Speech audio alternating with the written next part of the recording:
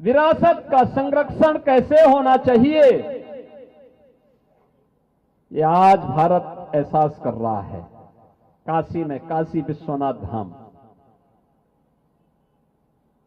अयोध्या में राम जन्मभूमि पर भगवान श्री राम के भव्य मंदिर का निर्माण,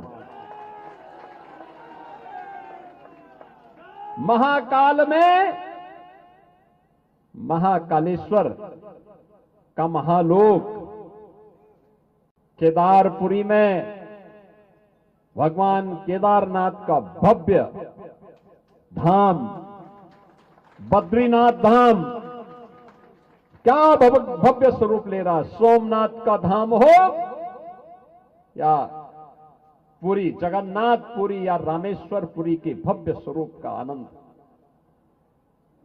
ये भारत अपने विरासत पर गौरव की अनुभूति करता है, क्योंकि भारत के पास यशस्वी नेतृत्व है। प्रधानमंत्री मोदी जी के नेतृत्व में विरासत का संरक्षण हो रहा है और एक भारत श्रेष्ठ भारत की इस परिकल्पना के साथ विकसित भारत के लिए प्राण प्रण से जुटने का एक जज्बा भी दिखाई दे रहा है। और इस जज्बे के साथ आज हम होली के इस पावन पर्व के साथ जुड़े हुए हैं। याद रखना, उत्तर प्रदेश तो गौरव भारत की आत्मा है और सब कुछ भारत के अंदर है। अयोध्या हमें एहसास कराता है राम की जन्मभूमि का, अयोध्या हमें एहसास कराता है जीवन में मर्यादा का। राम का चरित्र उस मर्यादा से जुड़ा हुआ है।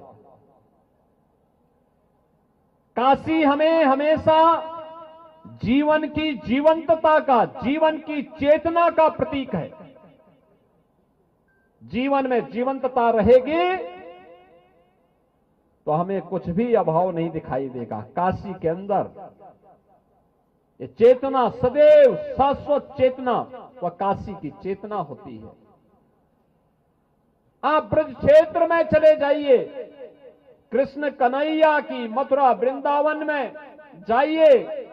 पिछले 15 दिनों से होली के साथ पूरा मथुरा वृंदावन झूम रहा है।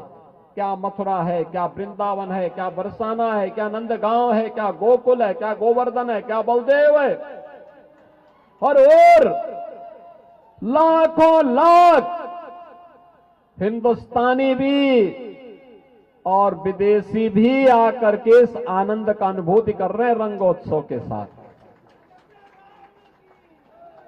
यानी भक्ति की प्रतीक कैसे होनी चाहिए, वह भक्ति का एहसास करा रही है मथुरा वृंदावन। और प्रयागराज जाते हैं तो प्रयागराज में जो लोग पहले हमसे कहते थे कि भेदभाव है, छुआछूत है, उन लोगों को बताना चाहिए एक ही संगम में मां गंगा, मां यमुना और मां सरस्वती की त्रिवेणी में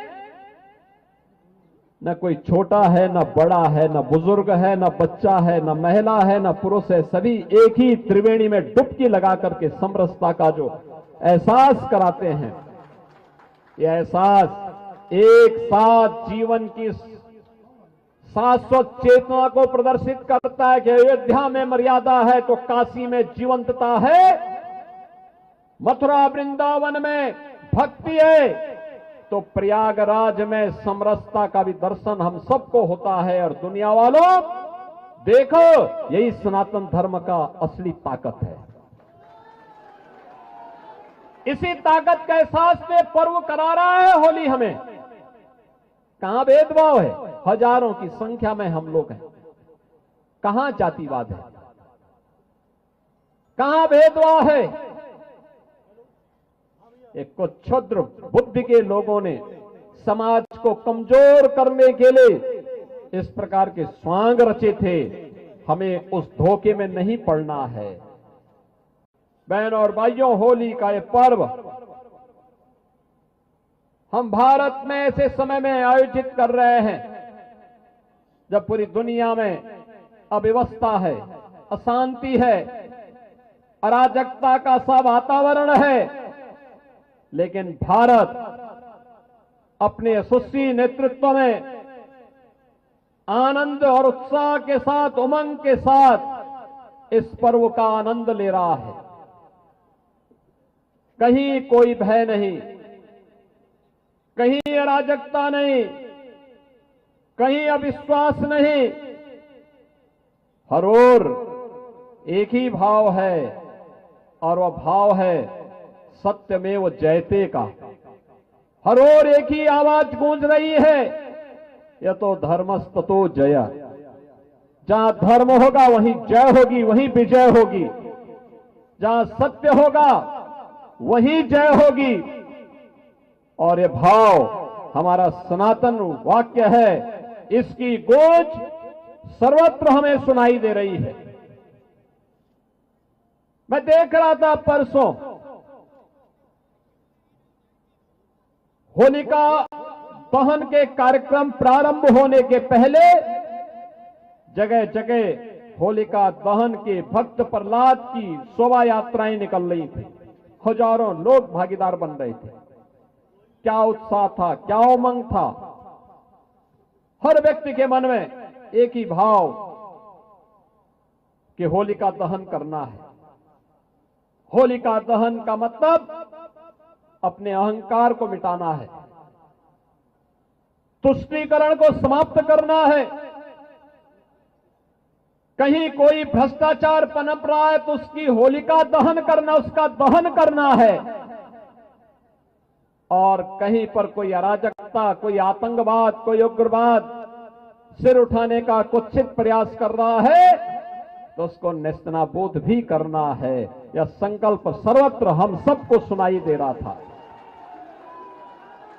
और याद करना, भगवान नरसिंह तो श्री हरि विष्णु के एक महत्वपूर्ण अवतार है।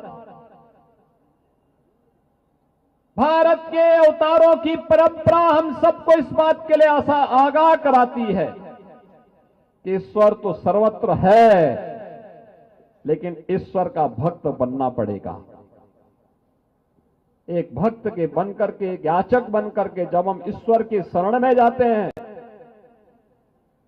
तो अपने आप ही हमारी याचना स्वीकार होकर के हमें फल प्राप्त होता है।